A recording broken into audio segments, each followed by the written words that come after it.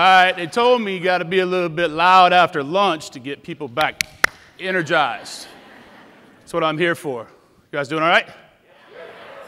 Thank you so much. I want to thank Will, whole welcome conference, everybody putting this on. This is amazing. I'm glad there's a clock. Because due to my insufficiency in life, I don't write things down. I speak from the heart. So that's where we're going today. You cool with that? All right, let's go. I need you to imagine a scenario. Clear your minds of everything. All right? Can you do that for me? This is going to suck, but it's all right. Imagine yourself as a mother or a father or a loved one that receives a phone call telling you that your significant other, son or daughter, was injured in an accident, hit on a motorcycle by a van, massive brain trauma.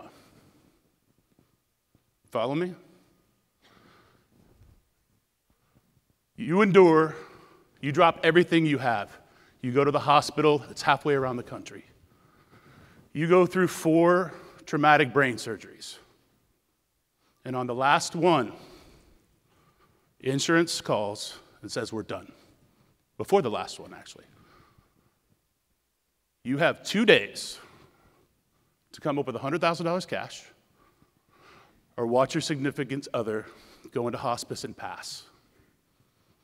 I'm not a parent. I could never imagine that scenario. Now, I'm going to ask you to hold my stress.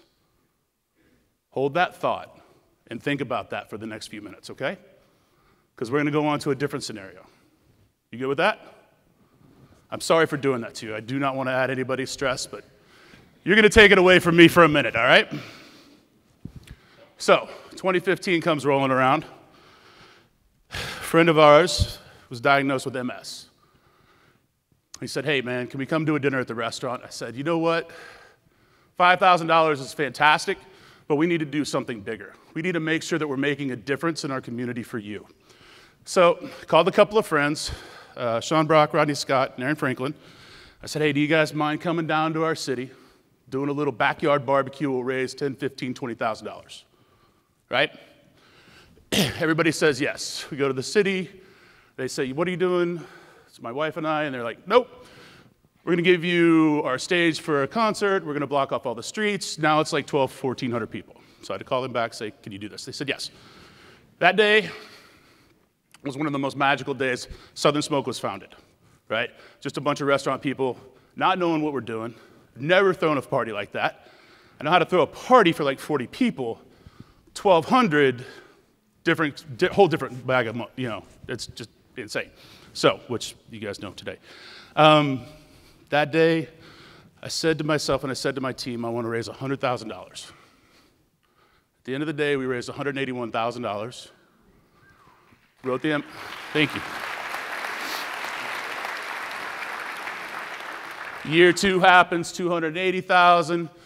Year 3, we're rolling into 2017. Hurricane Harvey came through the city of Houston. I sat and watched it.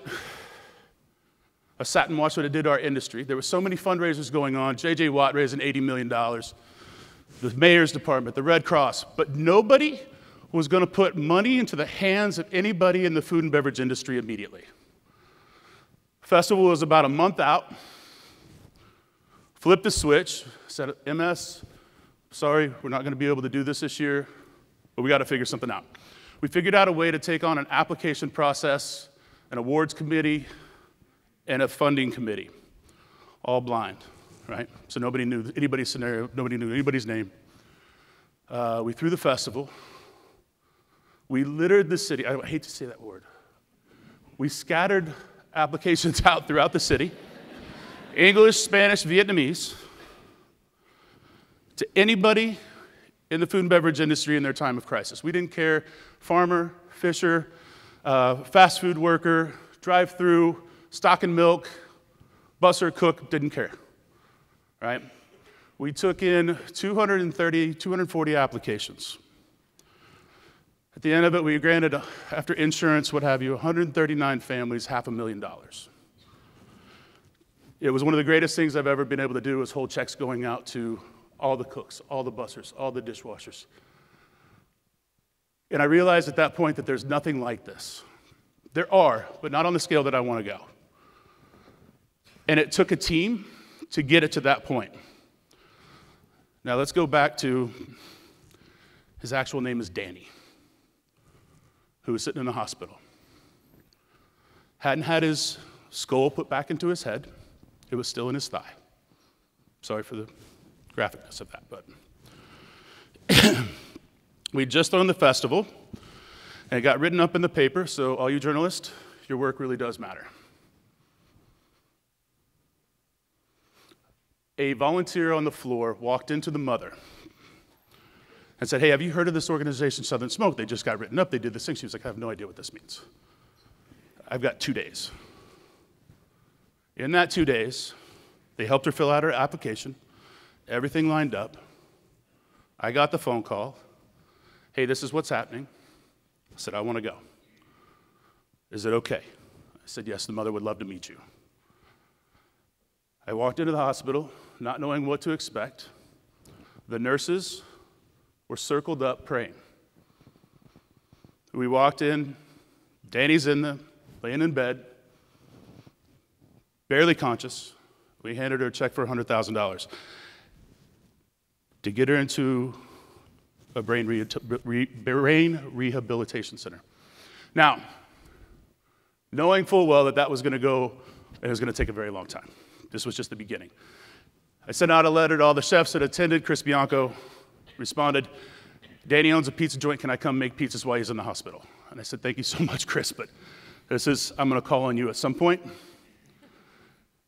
A little bit later, when I need you."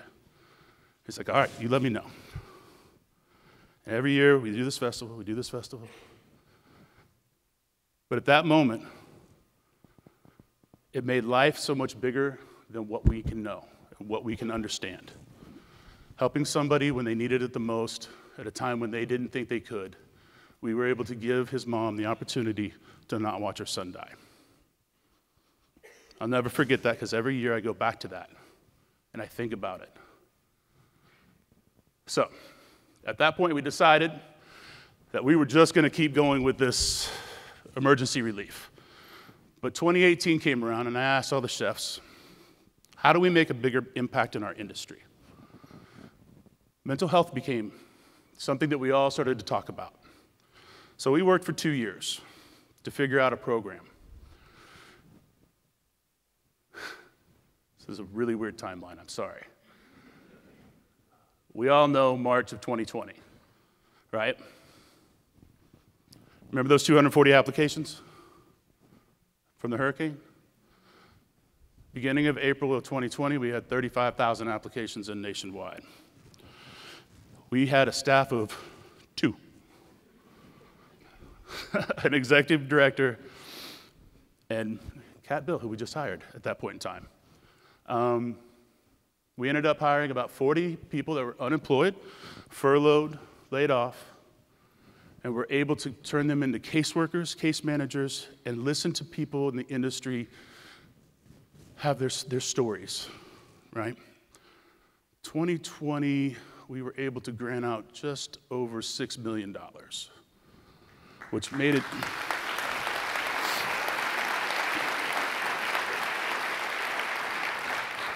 which really solidified where we were going with this. But the biggest thing that we worked on, and it kind of fell in right at the right amount, right time, in July of 20, we were able to provide free mental health care to anybody in the food and beverage industry and their children in the state of Texas. It was a program that we started working on and have continued to work on that program. And now we're in Texas, Louisiana, California, Illinois, and New York. New York, one university, we're on a wait list in 48 hours. Tomorrow, NYU, thank you so much. You joined the fight with us. We were able to bring on another university to take care of this great state.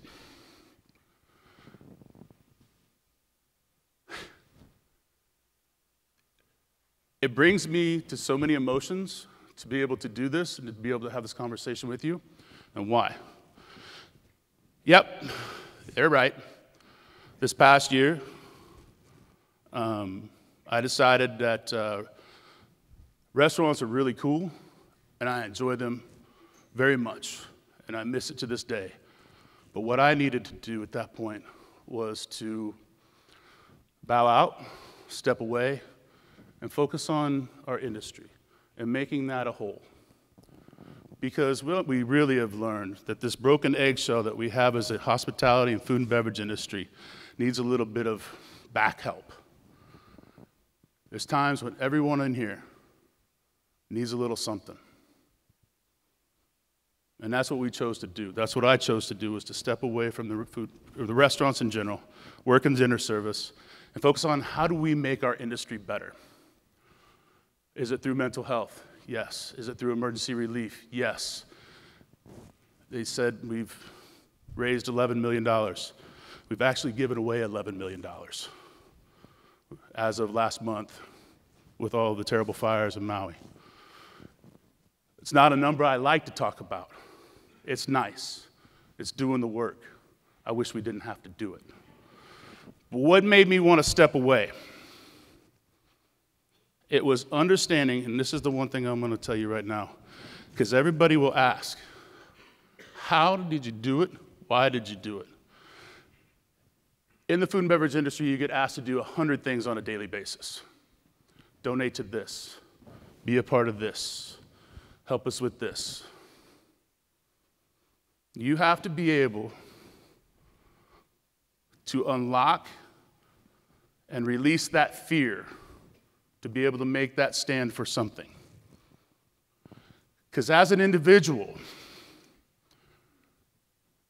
you can put yourself in 100 different places. But if you narrow that down to what you truly, truly believe in and make that stand and say, this is what I'm going to do, you can truly make a change. Figure out how you do that in your own community, where you live. How do you do that? No matter how big, no matter how small. I didn't know when we started this in 15 where we'd be at right now. Not a chance in hell. I thought we were going to throw a party. Literally, I thought we were going to have a backyard barbecue for 200 people. Understand that you have the power inside you to make the decision, to make a change, no matter what that change is. You need to figure out what's important to you to be able to do that. That make sense? Show of hands, who's going to do that? Oh, come on. Y'all got to be better. You know the topic of this lecture is being better for others, right? I appreciate you. Figure out what it is to you that makes the most amount of sense. Focus on that and drive it. Put the people around you. Be the passionate one. Be the heartfelt one. The one that when they're having a bad day, you can walk in and hell yes and high fives. And that's what I spend my life doing these days. We have a team of 12, maybe 14, that every day I walk in the office and I'm amazed by them. I'm not on staff, I'm just a cheerleader. And I'll be that every day. So just remember, you have the power inside yourself to make a change in your own community. Don't ever think that you don't. The only person that can ever tell you that you cannot do that is yourself. Anybody else that wants to chirp at you? Fuck off me. People are going to question, why did you step away to do whatever? It don't matter. I made that decision. I made it for myself. My family and I made that decision for us to do that. My wife as well. She left a very successful PR career and is now the executive director of Southern Smoke. I can't do this without her. Thank you. She's sitting up there. Everybody give her a round of applause.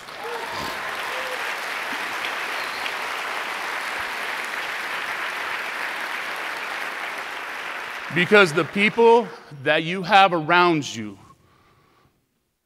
are the ones that make you who you can be. They're the ones that inspire you on a daily basis, but you need to inspire them on that same path.